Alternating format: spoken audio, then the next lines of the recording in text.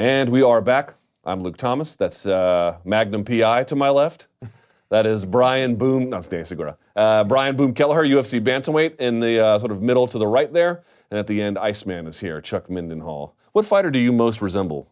Ian McCall? I hear a bunch of things, man. What do they tell you? Ian McCall, when I have the mustache. Without it, I've heard, actually, Frank Mir, this is a funny story. The first event I ever covered, I had an internship with El Octágono, a Hispanic media outlet that covered MMA in Spanish. And this was in 2013 or 14. And I went to UFC 156. That's the first UFC event I ever covered. That's when Frankie Edgar fought Jose Aldo in Vegas. For the second time. For the second time. And Overeem fought Bigfoot. Wow. Yeah. So I was there, and literally, like, Frank Mir was walking by, and like I see him walk past me, and then I see him come back, and he just grabs me by the shoulder. He's like, "Are you Amir Sadal's little brother?" And I'm just like, "What?" No. and I had my hair spiked up a little bit because back then that was the cool thing. And then he was just like, oh, and he was freaking out. He's like, oh my God, you just look just like him. And I'm like, yeah, I don't know, man. That's a deep cut, Amir Sadal. Yeah. I would have said, I was Garmouche. But I hear Brandon Schaub. I hear a bunch of Brendan Schaub? Apparently I have many faces. I can see the Sadala one. I can see Sadala one I get. The Schaub one I don't get. I don't know. I think it's the nose. I don't know. Apparently I have many faces. So. You're the Latin Brendan Schaub. What happened to Amir Sadala? Whatever happened to that guy? Richmond, Virginia's finest. I bet he's hanging out with Joe Silva. Yeah. Like a little back there kicking back. I've been wanting to figure that out myself. All right, so let's go to the first question. We've taken a bunch of these using the hashtag #TheMMABeat. Keep sending them, but we will go right now. All right, let's go to Danny on this one. This is Drake being an effing moron. God, could he just get hit by a bus tomorrow, please? What is your opinion on trolling and heckling players in sport, especially with the issues around Drake giving it to Giannis at the Raptors game at the NBA playoffs? What place does this have in any sport? If you guys haven't seen this, he's like a popular, and imagine if LeVar Ball could rap. That's kind of, he's like, you know what he is? He's this generation's Spike Lee. Remember when the Knicks were the Knicks and Spike Lee would be down on the wood with his big glasses and just being a jackass? That's Drake. Reggie would be doing all that to him. Yeah. What do you think, Danny? Is there a place for that kind of thing in sport? If you're a celebrity, I guess you can get away with it, but should you be able to? This is a weird one because in some instances I'm like, that's not cool, man. Like, let the guys do their own thing. But for example, like, if you look at like the Brazilian fans, like just like, heckling any non-Brazilian fighter that steps out there, I don't know. As a fan, I kind of appreciate that. I think it's kind of cool. It shares something about their culture, right? And it's nice seeing somebody so passionate. In soccer, like recently, it came out when Barcelona got eliminated by was it the Spurs? I can't remember. Yeah, the Spurs in Champions League that came back. There was a fan, one of the boys that like give the balls to the players once they go offside or they go on the sidelines, and he goes up to Messi and he's like, "What's up?" and like runs away, and Messi just like looks at him and then just looks down and he's just walking because they got washed. That was kind of heartbreaking, but I don't know. I guess it depends how you go about it. What do you think, Brian? I was just thinking, I recently went to the PGA Tour at Bethpage, and golf is like one sport where it's Are you a golf fan? I like to golf. I'm not a golf fan, and it was the worst decision of my life. I walked like 8 miles. I saw one putt and one drive. And I'm like, my friend took me, and I'm like, how do you enjoy this? You know what I mean? Like, you're just trying to follow Tiger, and there's like hundreds of people stomping by. It's terrible, but I just thought it was funny. It's like, nobody heckles there, It's just silent. Like, when they're going to shoot, like, they put their hands up, and, it's Sounds like very respect. much like fighting. Yeah, it's quite the opposite of fighting. It's like, in the fight crowd, it's like you hear everything and anything, So it's just completely different. I thought that was funny. I like heckling in sports. Yeah, What do you think? I do too. To a point. I will say that there's a good-natured way of doing it. Heckling should be funny. It should be funny, there should be there should be like a pleasant nature to it. Like you could actually have inside things that people will understand. I like that kind of heckling, but obviously some people take it a little too far. Those are I'll hear them at the fight sometimes. And I'm like, my God, he didn't just go there. They'll be, saying something that has to do with like maybe, a domestic problem they're having or whatever. You'll hear people shouting that down. That's always where I'm like, oh God, Yeah, it depends. So it goes a little too far. But for the most part, man, I'm like, what makes a guy who's out there performing in front of a crowd unique is the fact that he's can tune it. He's big enough where he can tune that stuff out when he has to deal with it. So it's dealing with that whole situation. So I like it. What is home court advantage a lot of times? It's like having people right on top of you, giving you the business. So, I mean, without that element in sports, man, I feel like it would diminish. Still, I want Giannis to dunk on Drake so hard. I can't. Yeah, I feel like when it's as a group, I feel like it's more fine. But like when it's just Drake, out there like getting people's faces and stuff, I think it's a little different. He's out there like rubbing the coach's shoulders and shit. It's like, dude, are you Joe Biden? Stop touching people. Stop touching people. What's wrong with you? Yeah. All right. Most people don't need the spotlight quite like that, but I can't. imagine Jack Nicholson doing that during the Lakers day. I actually don't mind the Raptors, but because of Drake, I now want Giannis and the Bucks to demolish them. All right, next. All right, Brian, would you describe the MMA community as a whole in 2019 as relentlessly positive? Let me set this one up because this is one of my world-class haters, Jason Amati. I actually like him, but he constantly is like critiquing everything. No, he's not blocked. People, again, I'll defend the blocking to the end of the earth. The people who I block never seem to realize that, like this guy here, Jason, has been criticizing me relentlessly for about 7 years, and I don't block him because everything he does, he watches all the work, and it's a good faith effort at putting it back. But people will troll about Madrid, my favorite soccer team. They'll just Great season, by the way. Yeah, they're amazing. God, I'm so glad it came to an end. I played soccer my whole life, and I don't watch soccer. It's No? crazy. No. All right. So then, or they'll make. Here's the thing. I don't tolerate. Like, it's not clear to me why Twitter should be a mechanism by which I consume your idiocy or bad faith feedback. I don't need to do that, so I'm not going to. But if you really want to make an effort at like pushing back, I'll tolerate that. Jason Amati's living proof, even though he is a world-class hater. Here's what he's driving at. Do you find media coverage, and this is going to sound a little crazy, but let me make the argument here, too positive? Here's what I mean. They'll pick up on negative things that happen, but for fear of pissing you off or Connor off or somebody off, I know MMA media censor themselves. So when they do like a review of a fight, they kind of like tiptoe around things. That's what I'm driving at. Do you think that that's a fair consideration? How's it from your side of the fence? It's fair. I think there's many members that would be hesitant to ask certain things, but I think that there are the exceptions. I think, like, for example, your interview with Ali is like a good example of like not holding punches and asking questions that people really want to know answers to, the real truth. So I think for the most part, people watch because they want to keep their reputation, they want to keep their relationship with the athlete, but here and there, you'll get like the real questions that want to be asked, and I personally like that more. When things get asked that you wouldn't normally see from every media member. What's your least favorite thing about MMA media? At least He's like this. Do you like camera in my face now? No, I don't mind it. I don't mind it at all. I like answering questions. I like engaging with the media. It's part of the sport. I don't mind it at all. Yeah, you and Anthony Smith are the few that have ever been like, I enjoy doing media. Because most of the time I talk to fighters, they're like, drop dead, die slow. It's just I don't want to talk. cutting the weight. Yes. It's really that. And that's right during the fight week. It's like when I cut weight, I don't even want to look at my girlfriend. You know what I mean? But like, talking to media, other than that, it's like you're just on edge. But other than that, it's nice. It's just part of the sport, You're just answering questions, and this is what you do for a living. So you should just try to enjoy it. It's weird. It's weird because I do think MMA media is a little too positive. Like I'm listening to podcasts like from Bill Simmons about the Bucks and the Raptors' last game, and they're just trashing players. Yeah. I'm not saying we should do that, but it is a difference. Zero fear of consequence in that sense. And I'm like, I don't fear the consequence of the fight game. You're like Paul Buentello. Don't fear me, fear the consequences. But it's like one of those situations, I don't know, like maybe the community started off so small that everybody felt like they had to be in it together. And because I go back, 2007, whenever I first started writing about it, it was a way different scene back then. It was way more positive. But there are a couple of people who were always kind of like calling it like it is. But it was way more positive back then because everybody thought they were building towards something together. We're all building the sport and this, including the media. I don't see that as much, but I certainly still see on whole, especially as like ESPN moves into the space bigger and all this stuff.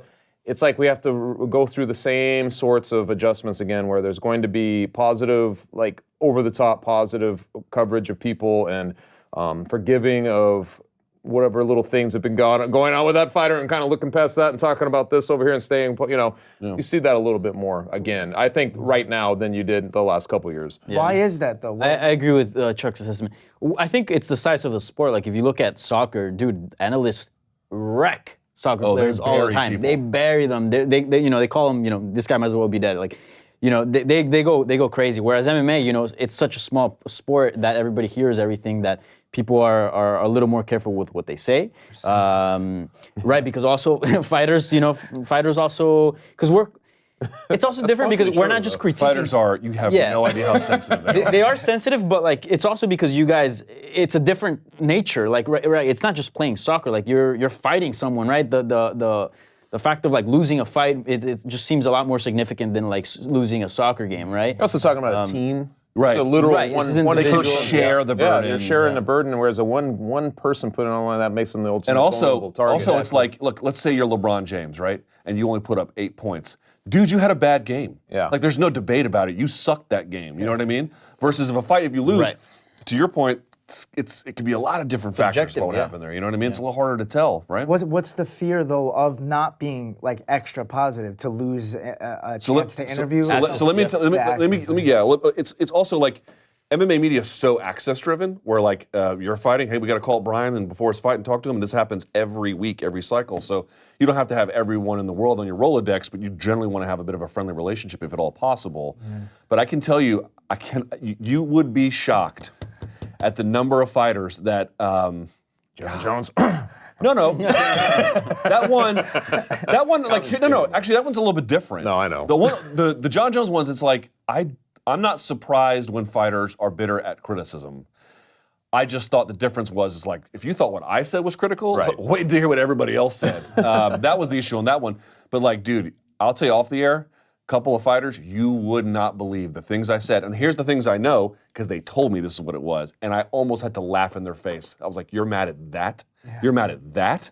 You don't know what to do. So I think the MMA media is like real kind of careful about that. So that's what I meant when I said relentlessly positive, because it's a hard job to do. Like, oh, you got to talk to these guys, but they don't owe you anything. So you have to establish conditions by which they'll do it. Being real nice to them is a way to do that. All right, next.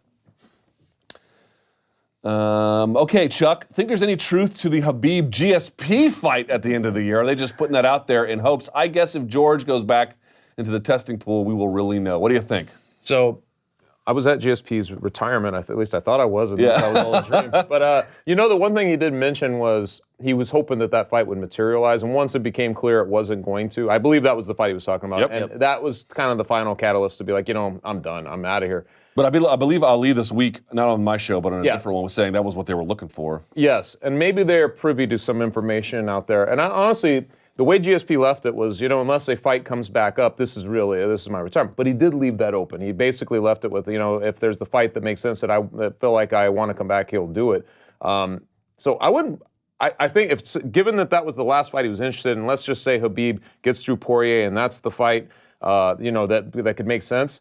I could see it happening. I could see that being the one thing that GSP, but we also know that he's so meticulous in how he prepares himself that would that be enough time? He would have to be looking at it right now, I think, for him to feel comfortable. To get everything there. Weight class, right? Well, and then there's that. So I could see it happening in theory, but I feel like it's probably more wishful thinking. Let me ask you in this way. Forced to bet. You had to bet $100. Which would you bet? That it would happen this year? Yeah.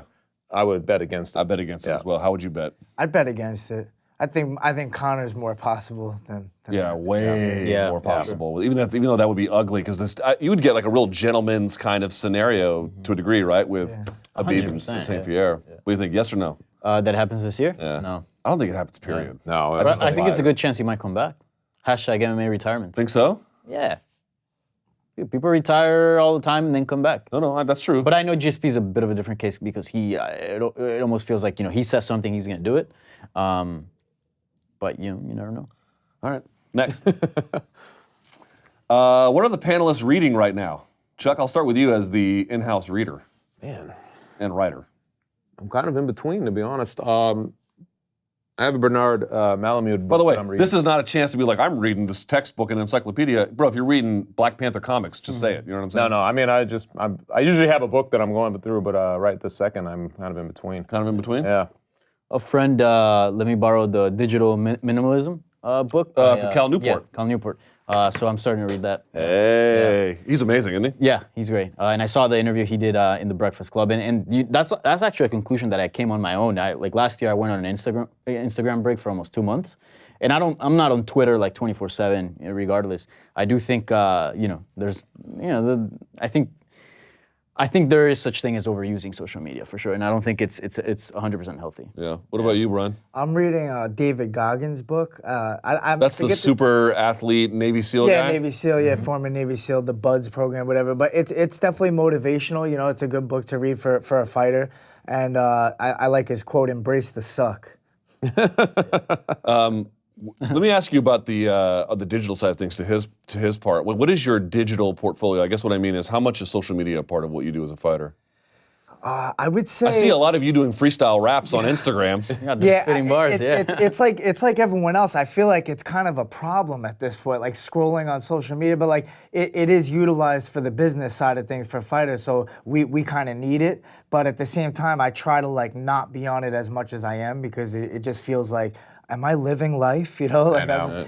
it's too much sometimes. But you got Instagram, Twitter. You're trying to keep up with everything, and also like share your life with the fans at the same time. So it's important, but I try not to get like too excessive about it. How would you characterize your interaction with the MMA community through social media? You know, I feel like it's kind of like being at a fight event. It's like the drunk people in the crowd yelling stuff. It's similar on Twitter and stuff. You know, it could be hurtful, man. You gotta have thick skin. You know, like when I lost to Lineker, it's like people are, you know, other fighters, other people saying things, and like if you just keep focusing on that stuff, like it could take over and it could be in your head for a while. You know, you're trying to get over something like that. But yeah, it gets crazy. I try to just ignore the negative stuff. Sometimes you got to hit the mute button on a couple of people. I don't want to give them the satisfaction of the block. Oh, I'll give you the satisfaction. Yeah. I'll Dikembe Mutombo. It's like I don't want him to know. You know what I mean? You do like, hear fighters a lot say like that's you stay off of social media sometime before or after an event. Like just Anthony Pettis basically gave it up. Yeah, I think that's smart because you know like you said, we're sensitive guys, fighters. So like if you're reading that and focusing on that, like that could stay with you for a while. Yeah. So I took Twitter off my phone. I took Twitter and Facebook off my phone. Instagram, I don't know how to take. I mean, like, what's the point of having Instagram if it's not on your phone? Yeah. So I took everything off. It's a much healthier decision. Yeah. By the way, last thing on the blocks. Again, some of y'all like to drink water from a garden hose. I prefer mine a little filtered, right? That's the difference between me and the donks. In terms of what I'm reading, things that might bore you because it's a lot of baby books.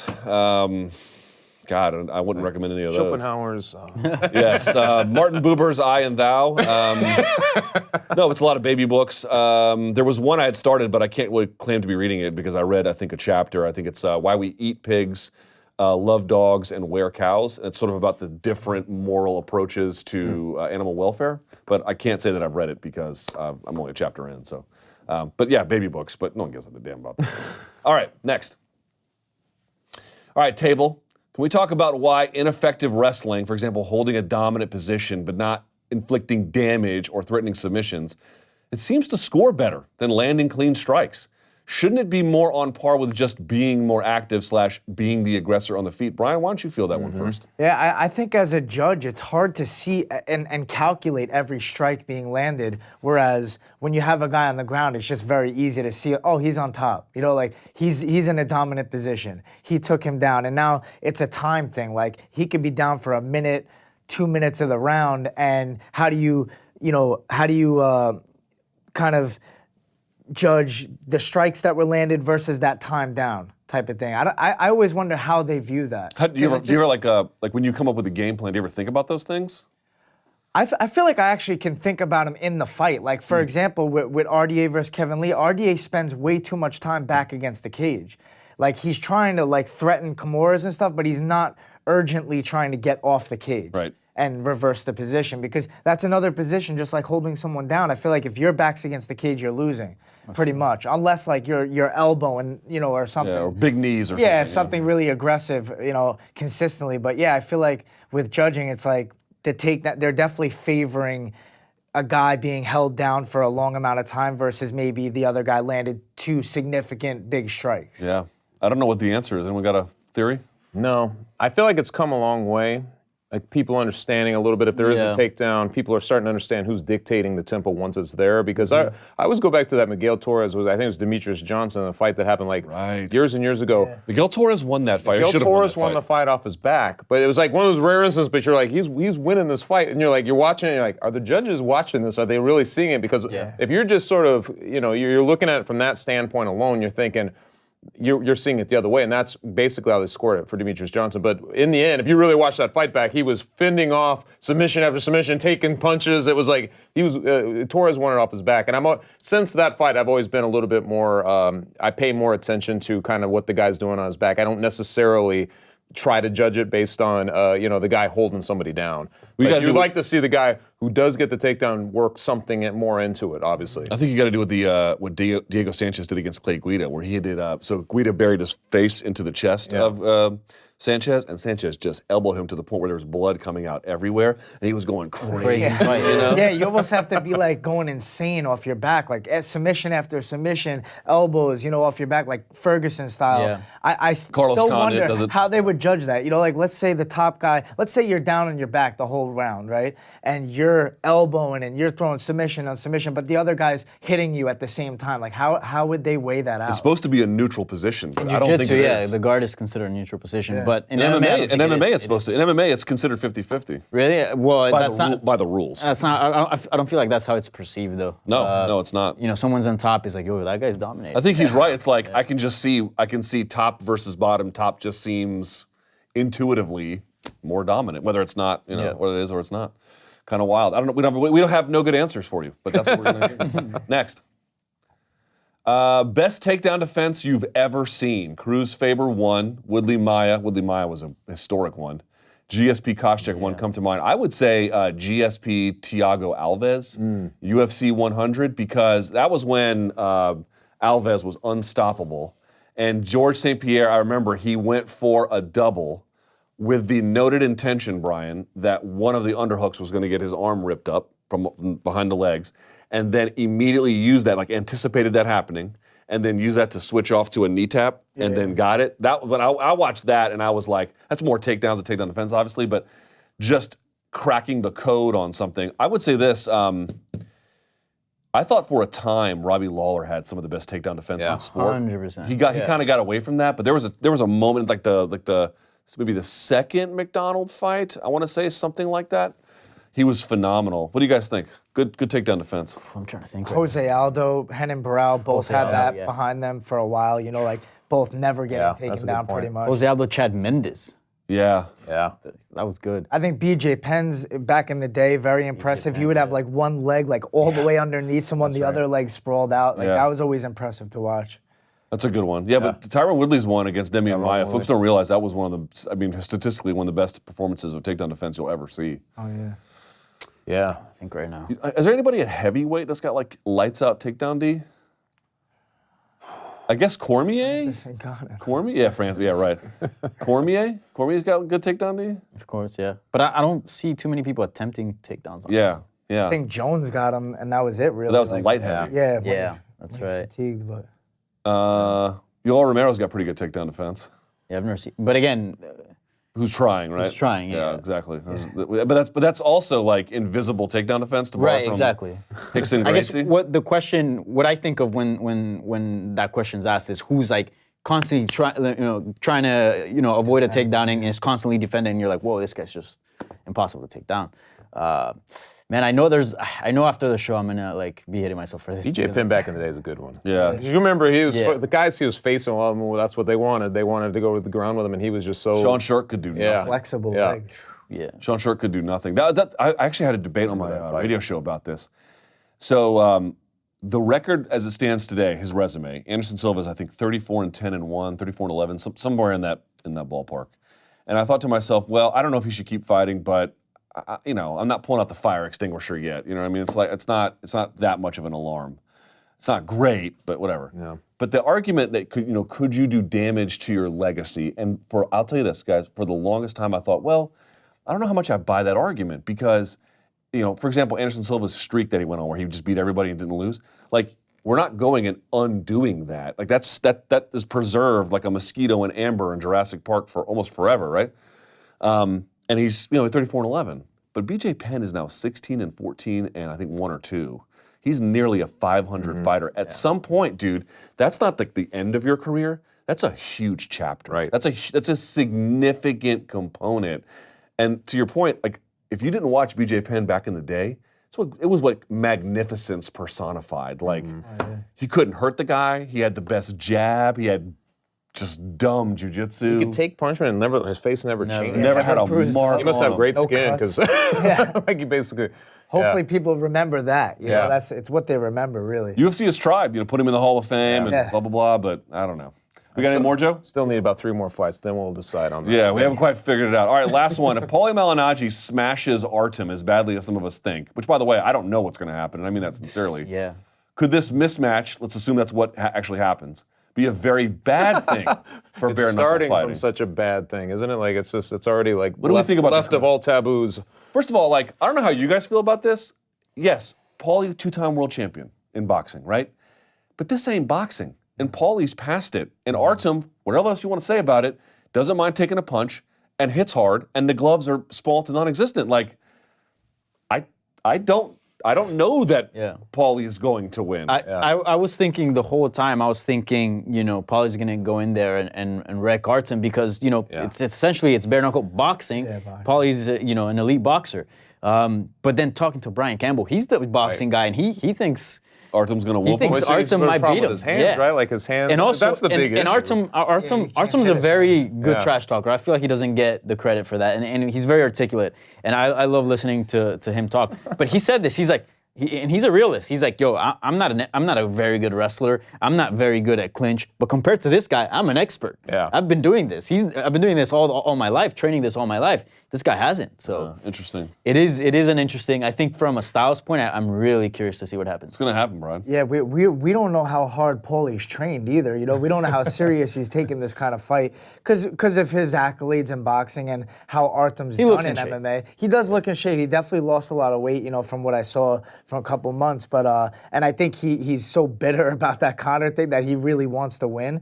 But yeah, style-wise, Pauli's going to have way more crisp punches, I feel. He's going to be punching straight, faster. But like you said, with bare knuckle, you can't hit as hard as you usually would hit with gloves on, so that could be a factor. Also, I think Artem just needs to make it a street fight, essentially. Just go balls to the wall right off the bat. 2-minute rounds, make it ugly, and that's probably his best chance to beat Pauli. That might be enough. Yeah. I will say this: you're talking about how he wouldn't quit with a broken jaw, Pauli, back in the day, and you get a guy who's just coming off a ridiculous fight that was almost uncomfortable to watch. That was hard to watch. And you're right. So that was his introduction to bare knuckle, and you think you put these two components together, it could get ugly in there, man. I had Marco. I feel like his face still hasn't healed. So, I know, that's so it's funny you mentioned that. So I had Marcos Villegas in studio again on my radio show on Monday. He went to the presser, and he said if you look at Artem up close, the skin around his eyes is still like pink because it's still healing. It's gonna open up. So like, easy. It's crazy. These guys after that fight with him and Brandon. no, it was the Mississippi. Jason Knight. They look like they got attacked by bears. Did they not? It's like, you ever seen those videos or the photos, like 2 hikers in the woods survived a bear attack, and then you see their faces, you're like, wow, they survived a bear attack. It looks like they got attacked. It's like He had teeth coming out of his. Artem and Jason went on a hike in the woods, and they got attacked by a bear in a mountain lion and lived to tell the story. I was like searching them on Instagram to see the healing process. Yeah. Like, I was like, how long is their face gonna be damaged for? I just wanted to see like how long. You ever had a bad cut from a fight or No, training? never bad cut. No, I've been very fortunate in my career for how many. Let's say you don't fights I've have a had. lot of scars around your face. No scar tissue. Really. I never had a bad cut open up. You ever seen Nick Diaz in person? No, not in person. No. He's got a lot of the scars there. Yeah. If you stare at his forehead too Everything's much, all it starts nasty. bleeding. Yeah, he's got a lot of those. Fedor, you can He see it does. too. I had Fedor in studio. He didn't say much, and you can just sort of see like the little white lines, Yeah. like they're on his face. Yeah, I know. Michael Bisping, takedown defense. Good call against Chael Sonnen and Brian Stan. He showed. I thought he beat. I love Chael, but I thought it he was a beat close Chael. fight, super close I thought he fight. beat Yep. Chael. So that's a great one. This is another great one as well. Good call.